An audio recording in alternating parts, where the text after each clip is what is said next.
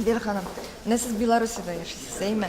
Белоруссиядәге татар хатын-кызлары бердәмме? Нинди эшләр башкарасыз? Телебезне саклау буенча, тәрбия бирү буенча, гомумән нәрсәләр эшлисез сез анда?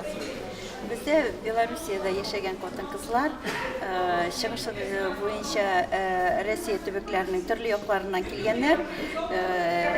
Әмма күбесе менә шушы Башкортстан, Татарстан, Казаннан, төрле төбәкләреннән Советлар Союзы вакытында югары уку белем алып, эшмәкәрләр булып Белоруссиягә килгәннәр.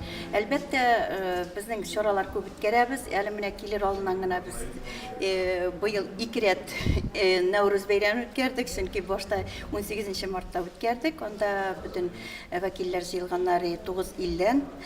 Без анда актив катнаштык. Үзебезнең чараны инде менә 15 апрельдә Дом Москвы дибез инде концерт залында анда үткәрдек. Бик актив хатын-кызлар безнең гомумән бик актив катнашалар. Бүтән чараларны да ул пешерергә дисәң, милли ашларны пешерәбез. Безнең РКФ кебек берсе дә кош телен ясый алмый. Без әйтәбез инде, улай серләрен ачырбыз дип уйлыйбыз.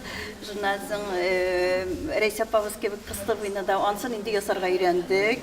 Эш пешмәкләрне дә без пешерәбез. Без үзебезгә генә пешермибез. Безнең телевидениедә бар кулинарная дипломатия дигән передача. Без шунда үзебезнең татар, башкорт ашларын күрсәтәбез. Менә былтыр без күрсәттек кыстыбыйны ясарга.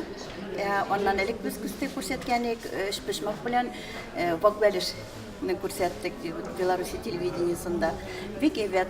Сабантуйларда бик актив катнашабыз без. Республиканский центр национальных культур бар. Бездә Белоруссиядә 2 елга бер мәртәбә Гродно шәһәрендә зур фестиваль үткәрделәр. Бөтен милли халык җыелаларында. Бездә анда без актив катнашабыз. Безнең анда шимбә көнне безгә бирелә шундый подворье дибез инде. Шул подворьеда көнне буена сәгать 12-дән сәгать 5-кә хәтле ул мастер-класслар күрсәтәбез, концерт программасын күрсәтәбез, Сабантуйның өзлекләрен күрсәтәбез. Хәтта без анда шушы Сабантуйны үткәргәндә жюри әгъзалары киләләр дә безгә карыйлар да, без әйтәбез, киянтә белән су ташымыйча булмый инде жюри әгъзаларына. Алар да безнең белән рәхәтләнеп катнашалар, шундый уеннарда сокланып торалар. Безнең шундый актив катнашканга жүгереп йөрибез барыбыз да. Чөнки Белоруссиядә менә телгә килгәндә 600-дән элек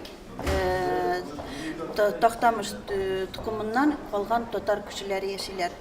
Менә телне бетерергә мин үзем әйтәм, инде үземнең бер буат җитә. Катнаш гаиләме ул, читкә китеп торумы, ул гаиләдә әлбәттә катнаш гаиләдә. Чөнки берсе рус телендә, я украин телендә сөйләшә, белорус телендә сөйләшсәләр, син татар теле аерылып тора бит инде. Бер-береңне аңламагач, бер телгә халык аралаштырып бит инде без рус телендә сөйләшәбез. Чөнки телне кайтаруга бик кыен хәл. Ул кыен хәл, чөнки гаиләдә сөйләшмәсәң, тел югалау. Якшәмбе мәктәпләре бармы? Якшәмбе мәктәпләре бар, әлбәттә. Менә әле программаларга алганда балалар ул якшәмбе атнасына бер мәртәбә генә шөгыльләнгәч, ул бик аз дип уйлыйм мин. Көндә сөйләшмәгәч, көндә сөйлә. Менә Австралия, Финляндия безгә бик зур үрнәк булып торалар. Аларга караганда, аларның гаиләсендә алар катнаш гаилә түгелләр. Алар шуның белән аерылалар. Гаиләдә икесендә бер телдә сөйләшсәң, ул телне саклап калырга була.